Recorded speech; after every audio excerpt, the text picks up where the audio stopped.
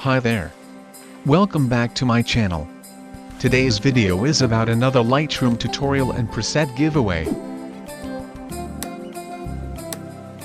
Here are the examples of photos before and after using this filter.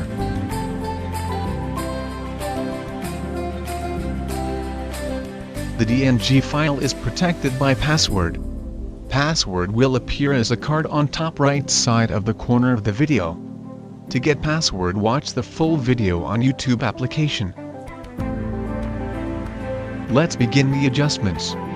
In most cases these presets are one-click magic, but please remember that all presets work differently on every image, and because every image is different, shot in different light etc., you will likely need to tweak the edit exposure, white balance, after applying the preset.